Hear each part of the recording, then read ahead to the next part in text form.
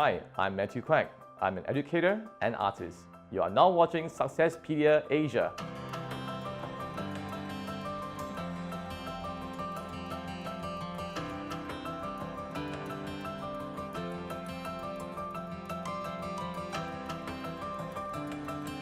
My mother went to shop before I was born, so she nearly passed away when I was still in her womb. Later on, when she was saved, it was discovered that I suffered from brain damage on the left part of my brain. So when I grew up, I struggled with the most basic tasks: tying of shoelaces, using dental floss, simple mental sums. My parents knew something was wrong, but they just thought I was very slow.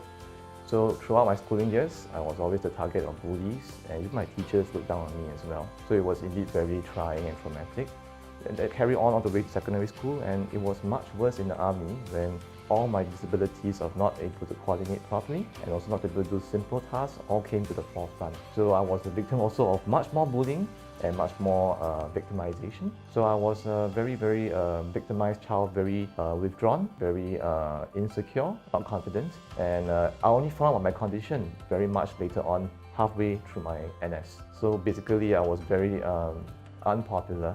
And it really hurt not to have friends, not to have people who you can hang out with. So I was used to being a lone wolf, a loner throughout my schooling years and even especially in the army years.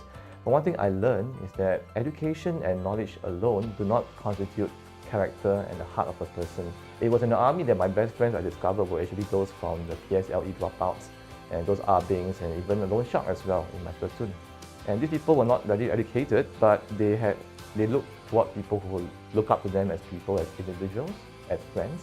And when they discovered that I treated them as friends, they would say it's in Mandarin, 讲义气. So they talk about friendship, that friendship was there. So I discovered that the paradox of education, sometimes knowing more doesn't mean you become a better person.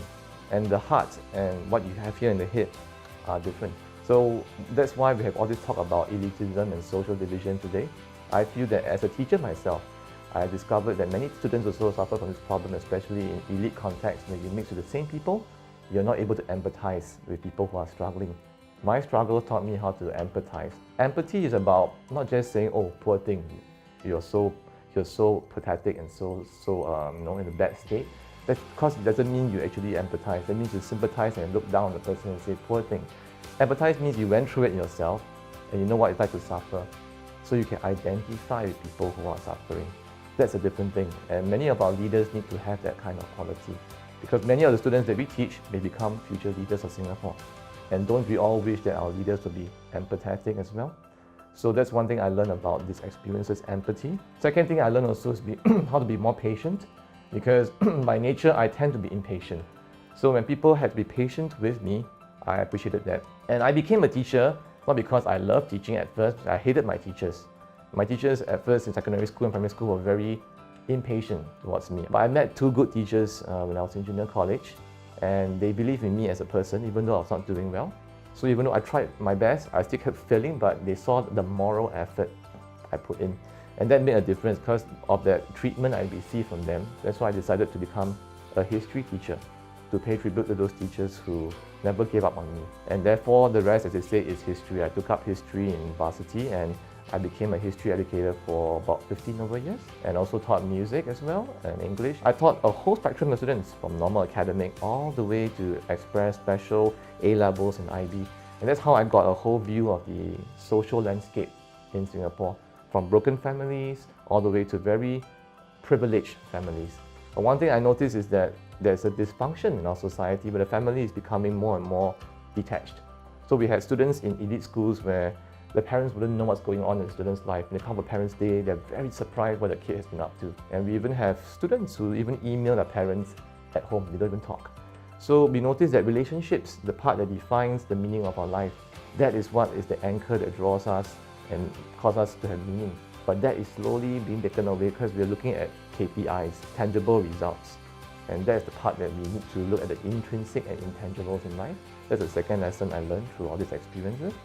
And thirdly, I also learned how to treasure people who never gave up on me. For example, my family members, especially my parents, who always told me that character and heart are more important.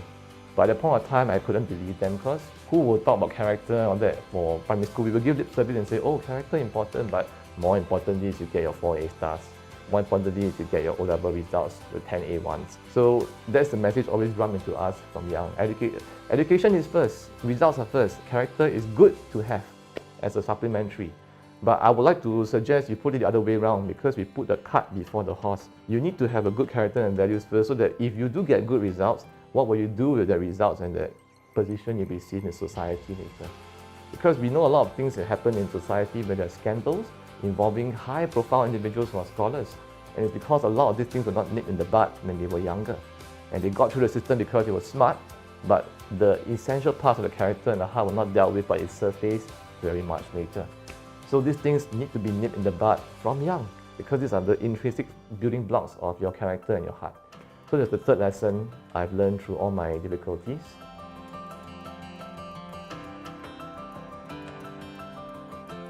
More importantly is you have to be very certain what kind of goal and person you are first. Because what kind of character and values you have will determine the dream that you have later. So if my dream requires me hurting somebody or stepping over somebody to achieve that dream, then I would say that dream may not be worth pursuing. Concentrate more on your what person and character you are first. And if you really care for people, then the dream that you have to help people will be meaningful, and you can go all out to achieve it, because you know it will benefit you and others as well. Nothing is beyond your reach if you persevere. For me, I never imagined I could get through all the major examinations. Never did I imagine I'd become a teacher as well for 15 years. I never imagined I would produce 8 solo albums. I never imagined I'd produce a movie, Unbroken, which we produced last year. So all these things were far beyond my wildest dreams, so to speak. But it's because of the inculcation of character, the importance of values, and the conviction that you have from within. That will determine the path that you're going to go and the dreams you're going to have. And the dreams will be the betterment of others, and more importantly, it must be meaningful. Not just for your self-fulfillment, but also for helping others. And you find that the irony is the more that you give, the happier you are. The more you try to accumulate for yourself. You may be happy for a while, but you become very self-absorbed. And in my line of music and drama, I have seen people becoming self-absorbed and so narcissistic that they become very miserable people. Even when they achieve their dreams, they're still miserable. So attaining your dreams may not mean you're the happiest person in the world, because you may not find that meaning. But ironically, learning how to give and sacrifice for others, you find meaning in that, which is very paradoxical. So I want to encourage those with their dreams also, find something that's of meaning, that can benefit others. And when you give more of yourself, even if others will appreciate it, you will find yourself to have that kind of meaning, and that dream will have a certain dimension to it that gives a substance to your life, not just going ahead to achieve a particular goal. So that's my advice to anybody first. Look for the intrinsic, the fundamentals, then concentrate on the extrinsic dreams later.